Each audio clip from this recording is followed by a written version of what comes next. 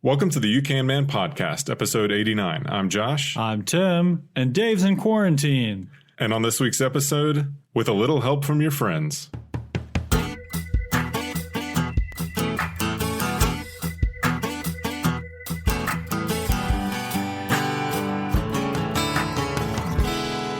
All right, guys, welcome back to the You Can Man podcast, where we believe what one man can do, you can do as well. But hey, as the title of our show says, you got to have a little help from your friends, right? And you got to have the proper know-how. That's right. That's right. And so this week we have a special guest, Ernie, our good friend Ernie. What's up? So Ernie just happens to be our pastor as well. See, you notice I did that, Ernie, because you always want to make sure that I don't always introduce you as my pastor, right? Well I've gotten better at that because so usually it would be we'd walk up to new people and or people he didn't know, friends of mine, and be like, "Hey, this is my pastor, Ernie." Yeah, awkward out of the gate. Yeah, and then it's like everybody's always like, "How do I talk to this person?" Because he's a pastor, I got to talk to him differently. That's so right. I get that, and now I get that. But my kids still call you Pastor Ernie. As they I do should. too, but you know. Anyhow, so Ernie is actually our pastor, myself, Josh, and Dave's pastor at Sojourn Church in Marietta, Georgia. Gosh, I mean, Bethany and I, my wife, have been at Sojourn since like 2012, I think. Practically the beginning. Yeah, so listeners that don't know, we don't talk about our faith a whole lot on the show. It's mostly DIY stuff, but it does come up. And so we're definitely going to be getting into some subject matters of faith on this show. So it's going to be super interesting talking to Ernie about being a young pastor and starting a church, but also going to talk about a load-bearing wall and a pergola that's on his back patio. So it's just going to be a mixed bag on this episode. So guys, what's been going on this week? Man, I am back in the run game, which I'm very grateful to be, honestly. I didn't talk about it a lot on the podcast, but had some kind of weird mystery illness as I was training for a marathon and took almost 2 solid months off, like September, October. I wonder if you had like a post-COVID thing. There's like 10 things it could be. So I wouldn't put it past COVID to do that. Yeah, I'm feeling good. Had a half marathon on the calendar. It, of course, got canceled for December 12th, I think. And did it anyway. Did it on my own time. And Did you win? I did. Came in first, led the whole way. Yeah, it was good. I ran from here to our favorite National Battlefield Park, Kennesaw Mountain. Yes. They should be an official sponsor. They really should. They should. You great pictures, by the way. I saw you posted some photos. Josh and I, and Ernie, I think, are on the Strava app. Yeah, got to. It doesn't count if you're not on Strava. That's right. And you can add photos there. So those are some nice photos. Thanks, buddy. That's high praise coming from you. And I just realized that we said Dave was in quarantine, but we didn't actually explain that at all. Yeah. So he just wasn't. He doesn't have COVID. Nope. He was just in direct contact with somebody that had it. So out of an abundance of caution, there it is. That we phrase. told him to stay home. We're all about the CDC guidelines over here. Yeah. Well, I recently got Invisalign. You guys have heard of this, yes? Yes. So I don't have the newest sponsor, right? Oh gosh, I don't have the stupid trays in my mouth right now. That's what they call them. I guess they call them trays. Yeah, makes sense. So this is to adjust your teeth. Yes, I have had this one like pretty bad crooked tooth ever since it came in, and I was the third born, and my parents were just like, and like my 2 older brothers got braces. Oh wow! Yes, they got. And actually, I was texting with my mom, and I said, "Hey, I just got Invisalign," and she said, "I'll send you the bill." No, she was like, "I'm so sorry, we didn't get you braces." I was like, "It's okay. I may not have done it anyways. I may have been stubborn and been toughened you up, right?" Yeah. So hopefully, it's only going to take 6 months. I'm trying to talk the dentist into bumping me up to where because apparently doing the rapid pace. Yeah, apparently you can do it quicker, but it might mess up your roots to your teeth or something. But I'm like, I'll take the risk because this is horrible. And then you won't need braces at all because you'll have no teeth. Well, this is true. But anyway, so we'll see how that's going. Ernie, you got anything to add catching up from the week here? No, man, nothing too crazy. Nothing too crazy. Didn't know you were going to ask me that question, or I'd have something. Well, you had to quarantine. I did. Yeah, you I had did. a COVID exposure. Yeah, it was pretty crazy. You were exposed. I was. Out of abundance of caution, we pivoted. And, oh, man. It's all good. It's all Yes, good. yes. Okay, well, let's hop into it. Like I said, it's going to be just a bunch of different stuff we're going to be throwing at you guys. I wanted to first maybe just talk about some DIY stuff, just a little lighter. Well, you got to ask subject him matter. the question. Yeah, Well, I'm this waiting is for true. it. This is true. We do have to ask you, where are you on the DIY scale? You know, I've been thinking about it a lot since you asked me to come on here, and I don't think it's fair to ever say 5 because that's right in the middle, and you're really neither. Right. 1 to 10. I think I'm a 4.75. Okay. Wow. Okay. Yeah, I do. I mean, using the decimal makes that not a rookie score, so that's good. Yeah, I think that's you're right. higher just because I think that you have enough of the lingo now to where you could talk through Yeah, something. lingo doesn't get you very far when you're cutting wood. He could, That's for sure. he could talk himself over a 5 if he wanted to. Yeah, Yeah. or at least like know how to talk to contractors, Maybe. you know, so you don't get screwed or something. I don't know. But so we titled this episode with a little help from your friends because Ernie has gotten some help from his friends. Thank you, gentlemen. You've given lots of help too, in lots of other ways. You're a pastor, obviously, but there's been a lot of projects done at Ernie's house or his previous house that we've helped with. Josh, Yeah. I don't know if you helped with that load bearing wall. I did something with electrical. I can barely remember. yeah, Yeah, thank I you, remember A Dave, while for that. ago. Yeah. And I was trying to remember if Dave came and looked at the wall or not. I say you Possible. did. It's I think he probably did. So there was a load bearing wall. So it was a 60s ranch. Yep. So if you're in the Atlanta area, you've seen tons of these ranches, and it's usually got this like one wall that's separating the two of the living areas, really. Formal living room from like the den Right. or the kitchen or the dining room from the kitchen. Yeah, just runs right down the middle of the house. Right. And so if you live in an older ranch, you know this wall that I'm talking about. And we didn't take out the entire wall. We took out probably, I'm going to say like a 10-foot section. I was going to say 8 to 10. 8 to we're- 10 yeah, yeah. feet. It's been years ago now. But it crazy opened up and let in all this light that was coming from the front of his house. It was being completely blocked Yep. and wasn't coming into the back of the house into the kitchen. And so it made a world of difference. It did. And got you thousands more dollars when you sold joke, that dude. house. No I mean, joke. it probably did. Yeah, yeah. Thanks again for that. Yeah. Yeah, I mean, this is why I'm a 4.75. So we finished that project, and the wall is now gone. It's sturdy. No tornado is going to move that wall for sure. And then the last 10% of things you got to do. Right. part. I left you like the trim work. You have no idea how much caulk I use. That's why I'm a 4.75. Just a Now- little too short. And then finish the caulk off. Didn't show my wife. Put the plant in front of it, and then we sold the house. Yep, I remember this. And yours was a little bit of a difficult situation finishing it back because you had some wood paneling, but it wasn't like the cheap wood paneling. It was actually really nice wood paneling, like was. the thicker stuff. Yeah. But then it was something like maybe we had to take out too much of it. Then you had to put some of it back. Yeah. And I And think he had did you have 3 different floor materials going on, or at least 2? Yeah, we had at least 2 laminate and opposing- then hardwood. Yeah.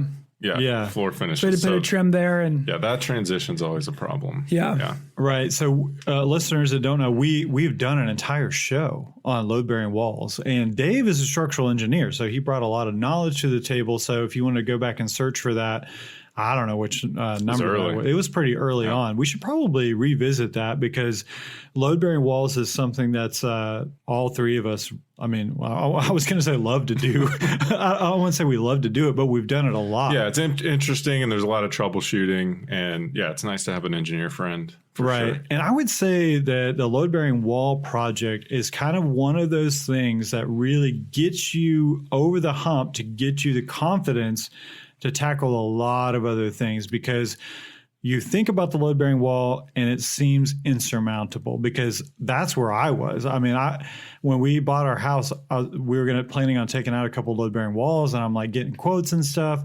And then I had a good friend of mine say, bro, you can do this. I've done it before, and let me show you how to do it. I won't go into the whole story, but that's how I came up with the name You Can Man, because he would always say what one man can do, you can do as well. So he taught me how to do that, helped me do it.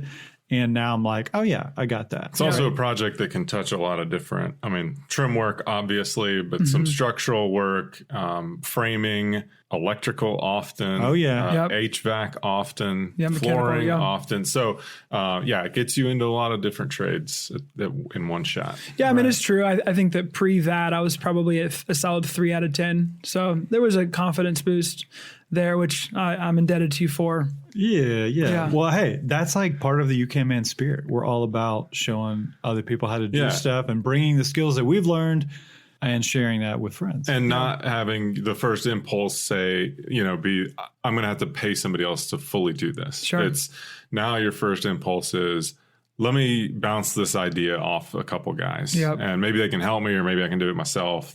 Sure. But that's really where we want everyone to get going. So I would encourage everyone to have a friend that knows how to do a lot more stuff than they do. But if you don't have that friend, there's a thing called the UCAN Man Facebook group, and you can go on there and ask your questions there. And I guarantee you, someone will have an answer. There's people that are definitely smarter than us on way smarter than us.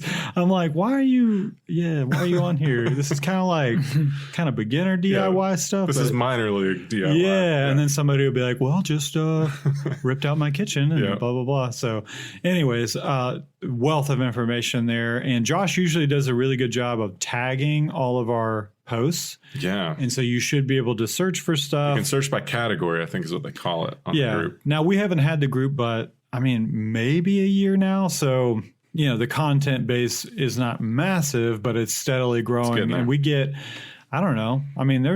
There's probably 10 posts a week at least. I would say. Easy. Yeah. Yep.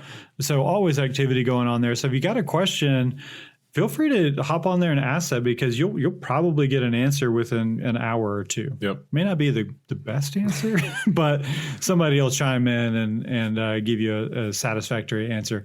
So another project that Ernie I did at his house was the theme here was his pergola. Do you know that I call it the Pastor Pergola? You call it that? I call it that now. Love it. So if I ever actually get around to doing a YouTube video, I'm going to call it the Pastor Pergola. Okay. And I actually did a SketchUp model of this pergola before I ever built it, because Arnie's wife kind of needs to see things before, she needs to visualize it. And I get that. I'm the same way. Women are picky like that. I didn't want to call her picky. There it is. But it did help tremendously to have that. So when and if I do go do a YouTube video, I've got this fly around of the SketchUp that I did. So maybe I'll just post that on the Facebook group, just so everybody could just You crushed it, man. That's a game changer for our back patio. It turned out great. I had some major mistakes. It's okay. One of the biggest things would be not using a freaking laser level. Yeah. Oh my gosh, what was I thinking? Gosh. Yeah. I can't believe it. Now, in the end, I will say that I got that thing from one corner diagonal. Now, this thing was what was it? It's 10, the main structure of it was 10 feet by 20 feet, if I remember right. Yeah. So 20 feet on the diagonal, if you will. I did a string line with a level, and I think I was within a quarter of an inch or something like that. Now, that's taken into consideration the slope of the patio. Mm-hmm. So I wanted to make sure that the structure itself was level, but then, the patio was sloping down. Anyways, there was another major snafu where I used a string line with a level and was off 3 inches and had to move something. And then after I was done with that whole project, I think a friend of mine was texting with me and he's like, hey, have you ever heard of these? And it was these special fittings made exactly for something like that, and would have made the project go way easier. Now, it probably would have been more expensive, but joining 4x4 lumber together. Sure. Maybe I'll need to. Lessons learned. Yeah, that goes with every project. Was that the first time you've done a pergola? Oh, for sure. That's what I'm saying. Yeah, and especially something like that. And it was like, I'll have to post some photos of it and I never did like final photos of it really. I got a lot of before stuff. It looks great. Yeah, it really does. Anyways. Yeah, it was tricky for me. My wife, her father is probably like an 11 out of 10 in the scale. Yeah. And then married old boy over here. And it's been an uphill battle, man. Uphill battle. He came over and helped. Like, it was like one afternoon and he was there and kind of helped a little bit, if I remember right. Yeah, maybe. No? I don't know. But yeah, that could be tough. It's tough. Yeah. How many, guys out there listening, you got the father-in-law and he's just leaps and bounds. Yeah. I mean, yeah, that's got to be tough because, then your wife's like, well, can't you just do that? You're like, well, I'm not your I can't, dad. Yeah. Yeah. Anyways, okay, so let's transition to talking more about Ernie being a young pastor. Okay. I still call you a young pastor. Well, I'm 13, so that makes sense. You're your later 30s now, Yeah, so like yeah. I don't know. Barely. Is that still considered a young pastor? I don't know. Maybe not. relative. In the grand scheme, probably. Yeah. So let me first say too, like the church we go to, I guess it would be described as it's definitely a Protestant church, non-denominational. Yep. If you kind of get that, so we're not, directly Baptist. We're not Methodist. We're not, we're kind of a mix of a lot of different backgrounds because we've got people that are more from, more like a charismatic type background. Got a lot of former Catholics at our church. Yeah, former Catholics, Methodist, Baptists. My wife and I went to a Presbyterian church for years before we came to this church. So we got a wide range of folks at this church. And so we're a part of a network called the Acts 29 Network, if you wanted to check that out. But yeah, we just wanted to, I thought something that would be really interesting given what we've gone through this year with the just circus show of political landscape. Terms like Christian nationalism kind of come to mind. These sorts of things where people kind of, I don't know what to say, like pigeonhole a lot of Christians into, well, you're a Republican, right? Because you're a Protestant, you're an evangelical. Yep. Right? It's the buzzword. Yeah, and I feel like Ernie's done a really good job communicating to our congregation that, look, we don't fit in either of these categories 100%. Sure, there's lots of things on the Republican side that do align with more of our beliefs, but there's also a lot of things that Democrats believe that, go perfectly in line with a lot of things with Christianity. And so, I think a lot of people get hung up on, well, it's got to be this one party, and it doesn't have to be because we don't fall into either. And so, Arnie, if you wanted to speak to that, I guess I didn't have a direct question about that, but it's been a crazy year. I mean, you think about 2020, you go from COVID in March, and then you have stuff that goes down with race relations, all the racial tensions that took place, and killings and videos, and Ahmaud Arbery and the whole crew of people that died tragically. And then you have political upheaval and tension, and it's been crazy to navigate through that. You look at our community, and we have people who voted for Biden and Trump and Jorgensen and Kanye, the whole crew. And so to navigate through leading people through that, where we have a community who cares deeply about a variety of things, is super tricky.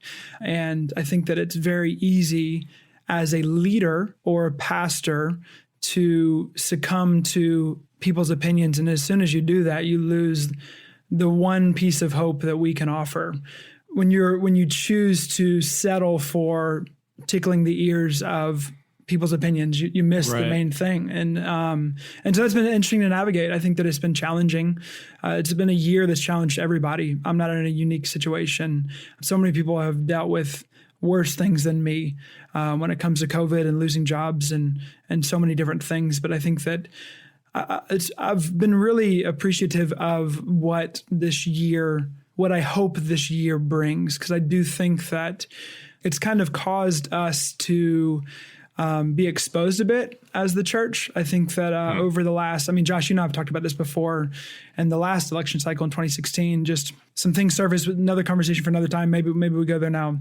But I think that there was, over the last decade, I think that we've begun to see, we've become aware and maybe exposed to the tendency that political parties have tried to take the church and kind of put them, I know this is a kid-friendly podcast, but almost in bed with political party, with the church. And it's caused us to lose our distinction that the church offers. And I think that I'm finding for myself, and I think that as I listen to people, we're in this cultural moment, we're in this crossroads where we have an opportunity to follow the trend of the pressure of this world and the culture that we have, and submitting to a certain candidate and kind of adhering to a certain political party, or we can be distinct. And I think that that's what is, I think that the world is looking for hope that goes beyond here and now. Yeah, I was going to say that when I first started hearing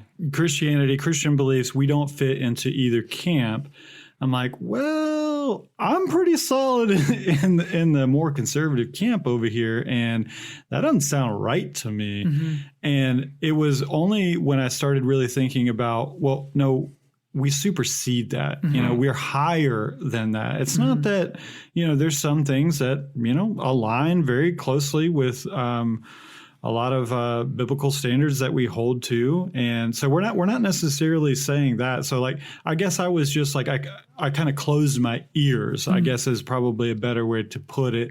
It was very closed-minded and just thought, no, don't think that's right, But it wasn't until I really started thinking that, no, it's actually just a better thing, a higher thing, a higher calling. We are more distinct than red or blue. Sure.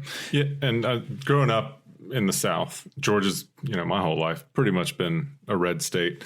And yeah, as a Christian in the South in a red state, you kind of put those two things together, the church and maybe the Republicans, those go together, the church and conservatives, those go together.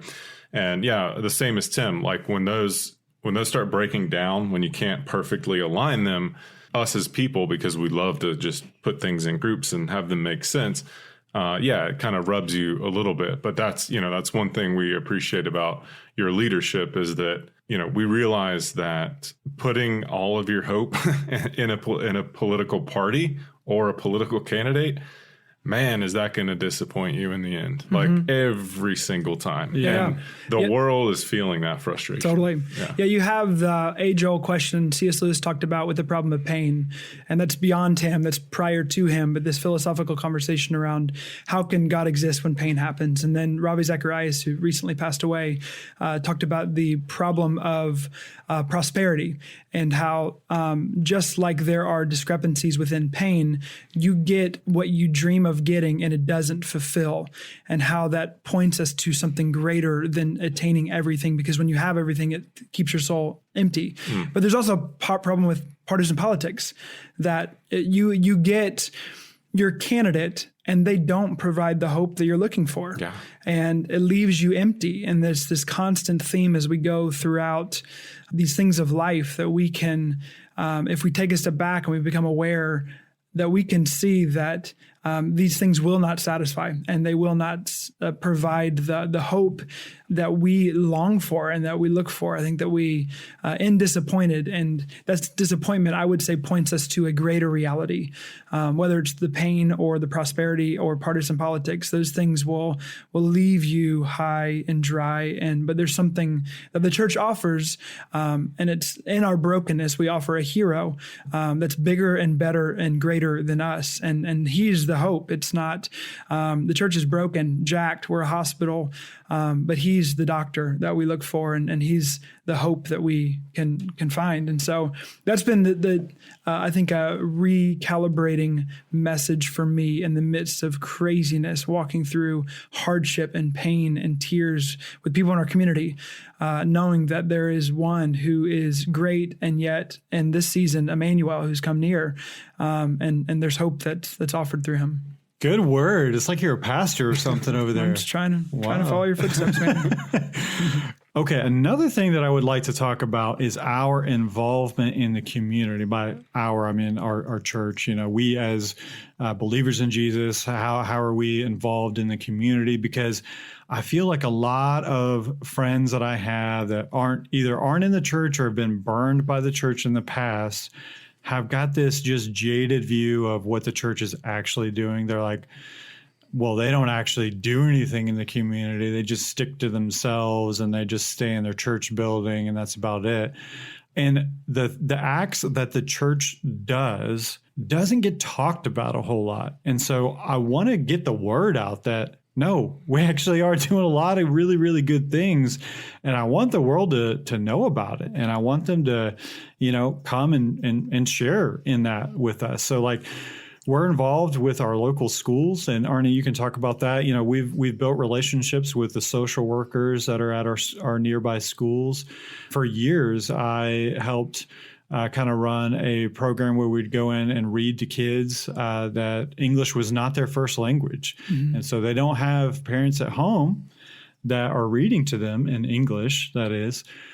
And so part of, language building and learning is having someone read to you, when you're an elementary school kid. And our local elementary school is crazy diverse. And so we have a massive Brazilian population, lots of Indian, and lots of other countries involved. Whenever we do international night there at the elementary school, once a year. Well, they didn't do it this year because of COVID, but tons of countries represented. Anyhow, our church was, leading the effort to go and do something like that. So, Ernie, if you wanted to talk about building relationships with the community and that sort of thing. Yeah, I mean, it goes hand in hand with the conversation around politics. I think that we can pigeonhole ourselves, or others can pigeonhole ourselves to be the church is only supposed to do this or that. But and as a follower of Jesus, he cared about a lot of different things. And so if we want to follow him into the world, then it looks like caring for a wide range of people. And so all people, that is. And so, a handful of things that we do, we just moved to a location that's kind of a very unique location in our area in East Cobb. It's on the corner of one of the most rich, wealthy, affluent roads in Cobb County. Cobb County is where the Brave Stadium is. It's North Metro Atlanta. And then you go just west of that, and it's one of the most diverse, socioeconomically diverse communities in our area. And so we really loved that. We're really drawn to that reality, that there's kind of tension there. And so one of the schools that we're serving at, Brumby Elementary, as we moved here, we've sought to be good neighbors locally with this. And it's just a couple blocks from where we are. And so we're serving at Brumby, caring for families there. About a mile and a half from us, there's a ministry called Table on Delk, and they serve sex trafficking victims. The sex trafficking industry is blown up in Atlanta over the last decade and has moved to North Metro Atlanta. And so its hot spot is on Delk Road, which is just a few miles from where we are right now. And so serving in that community, caring for, loving on women there. We're part of First Care Women's Clinic, which is a ministry that cares for, and you might be directly involved with them. A little bit. We've done we have like some smaller groups in the church that kind of partner, I guess, with different ministries. And so Ernie mentioned First Care Women's Clinic. It's basically a crisis pregnancy center where women find themselves pregnant in a very inopportune time, I guess you could say. Lots to be said about all of that, but they do so much for the community, and we've been involved in their ministry as well. Sure. Atlanta Angels is another ministry we're part of. It's a foster care ministry that cares for families that are in the foster care world in Cobb County and in Atlanta. And so, yeah, we've tried to dip our toe into several different things. I mean, our kind of philosophy is that we could set up a bunch of programs and force people into those things, or we could just see where people are drawn and fan that flame and just get behind it. And that's kind of our philosophy, is we want to see people in our community that are driven towards certain things. And as followers of Jesus, we want to get behind that. And so that's kind of how we roll. It's been interesting to navigate through these waters during COVID, social distancing while caring for people in a pandemic. is just super odd. But trying to do our best to stay committed and caring, loving our neighbor, being good neighbors. That's what we want to do. Be good neighbors in this area. Totally. And I love that within our church too, we've got a solid community of folks that just would, do it yourself stuff. We're always helping each other and lending a hand if somebody needs a tool, something like that. It's kind of like a built-in tool bank, Somebody, if you need a tool, somebody in the church has probably got it.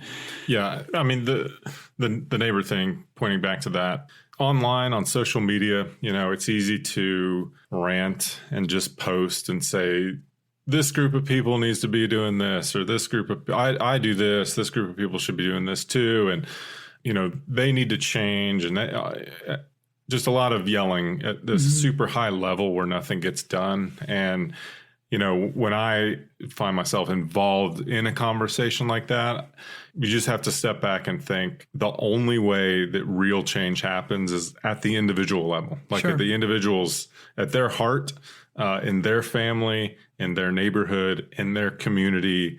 These top-down policies, they don't work. They don't. You can't change a mass of people all in one fell swoop with one policy. Like if you really want to change, and if you want your community to change, you're going to have to get involved on that neighborhood level. And that's what I really like about being part of a church like ours, is that we have opportunities to do that. So. Yeah. Take all of your energy that you've been pouring into national elections and get yourself off Facebook and go actually do something with a ministry in your local neighborhood. Yeah.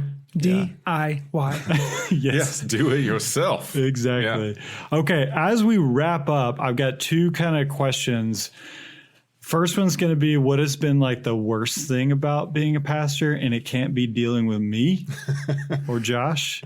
Or Dave. So if you got anything to say about that, just hold your tongue on that. But what has been? So I want to ask you, what has been like the worst kind of thing, or the hardest thing? Hardest. The biggest struggle. I should say the hardest thing, the biggest struggle. Maybe not the worst thing, because your job's wonderful. There's nothing like really horrible about it, right? I only work one day a week, so it's fine. Right.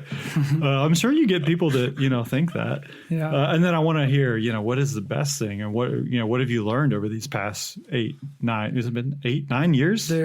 Dude, so much. I know, but I don't know what I'd say about the worst thing. I think that it can be a lonely role, because you can, I'm a pastor, and therefore like all the folks that I'm hanging with no longer want to cuss around me, no longer want to like be themselves around me. They feel like they have to be different around me, which is kind of annoying. Sometimes I tell people I'm a teacher, just because I want people to be authentic to who they are. I mean, that's accurate. Yeah, I think that's who Jesus was. He was a friend of sinners. He was known for that. And so, the pastoral ministry has like a unique, weird vibe to it.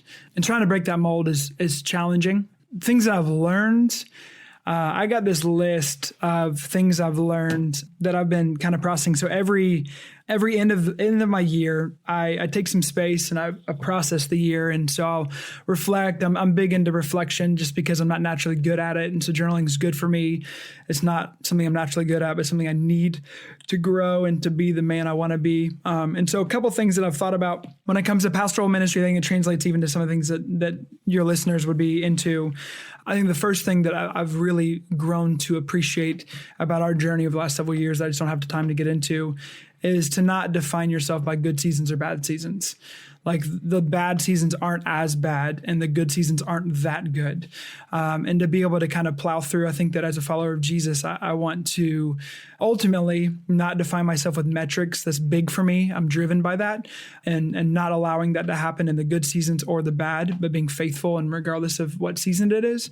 And I think that translates into all vocations and what we do. I think that something else that sticks out is it kind of goes along with this, but not letting compliments go to your head and criticism go to your heart. I think there's a tendency, even in, whatever, corporate America, to have that tendency and to kind of, in some ways, work for the man or the woman and not work for Jesus. And I think that if we're driven by the compliments or the raises or the criticism, I think that we lose sight of whatever you do for Jesus. And so that's been a challenging piece for me. I think that the third thing that I've wrestled with in our journey, probably more than most things, has been redefining success.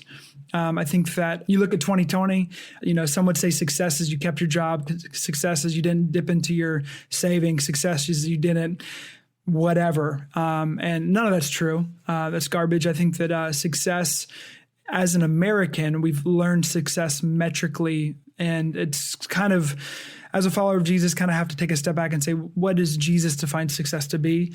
And I would say it's walking with him, doing what he says, and leaving the results up to him.